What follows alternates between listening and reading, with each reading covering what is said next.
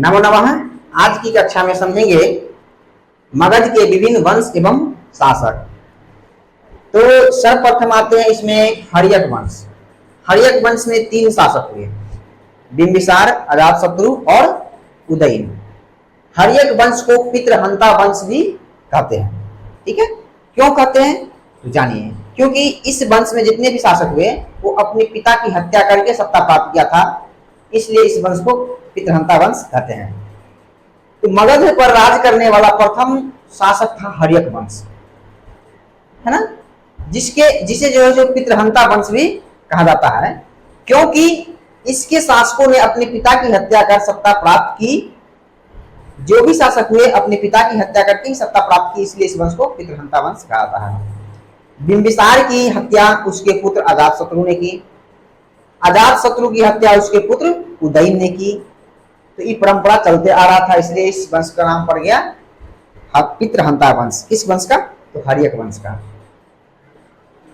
बिंबिसार जो है सो बौद्ध ग्रंथ, बौद्ध धर्म और जैन धर्म दोनों का समर्थन करते थे। दोनों की जो है सो मतों का समर्थन करते थे। बौद्ध ग्रंथ महावंश के अनुसार बिंबिसार 15 वर्ष की आयु में जो है सो सत्ता संभाला, सिंहासन पर बैठा। इसने राजगिरी की स्थापना की, जो मगध की पहली राजधानी बना। राजगिरी को गिरिब्रज भी कहते हैं। यह 5 पहाड़ियों से घिरा हुआ था। कौन? राजगिरी। इस बिंबिसार के बाद आता है उसका पुत्र अजातशत्रु, जो अपने पिता बिंबिसार की हत्या करके शासक बना। अजातशत्रु जो बौद्ध परंपरा के नाम है और इसी का पुनित नाम है, जैन परंपरा से पुनित कहते हैं।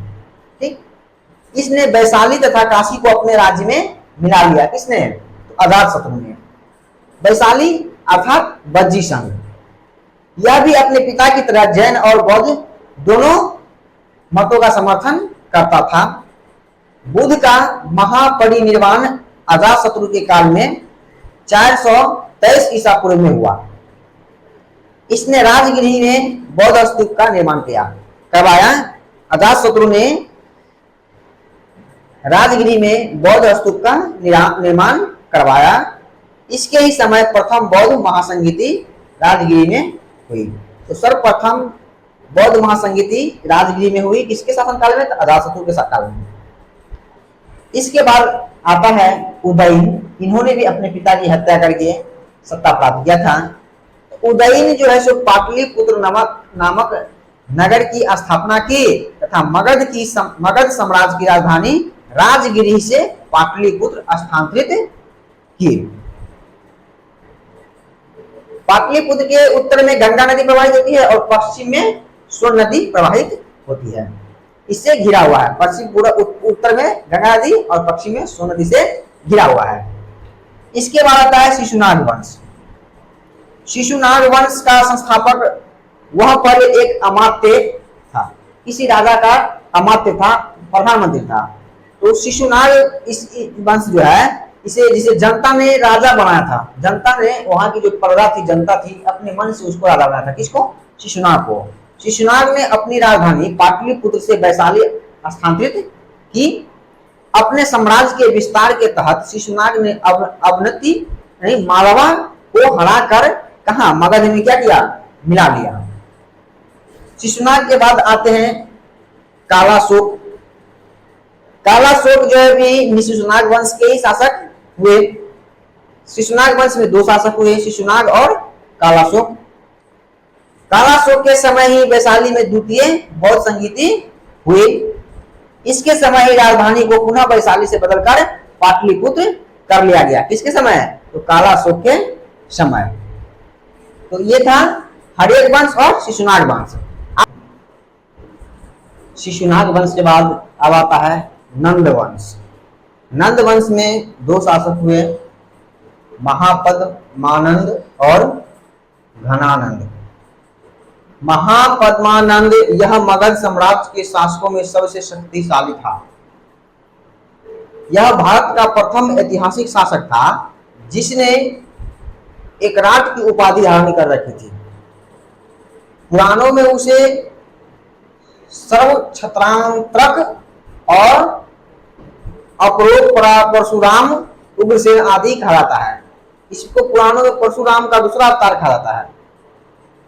इसमें कलिंग जीता, इसने महापद्मानंद ने कलिंग जीता, क्योंकि यह कट्टर जैन समर्थक था। इस कारण जैन भक्त के रूप में वह कलिंग से जिनसेन की मूर्ति उठाकर मगध ले आया। कलिंग में इसने एक नहर खुदवाई, जिससे पता चलता है कि मौर्योत्तर कालीन के शासक खारवेल के हाथी गुफा अभिलेख में इस बात का उल्लेख है।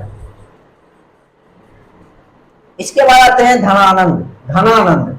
धनानंद नंद वंश के अंतिम शासक था और इन्होंने जैन मत का समर्थन किया और जैन मत का समर्थन करते थे। धनानंद को कौटिल्य की सहायता से चंद्रगुप्त मौर्य ने समाप्त कर दिया और इनको समाप्त कर मौर्य साम्राज्य की स्थापना की, है ना। ये था मगध में विभिन्न वंश एवं शासक। तो आगे अब हम पढ़ेंगे जैन धर्म और बिहार के बारे में, ठीक है। मिलते हैं अगली कक्षा में, तब तक के लिए धन्यवाद। प्रेम से श्री सत्यनारायण भगवान की जय।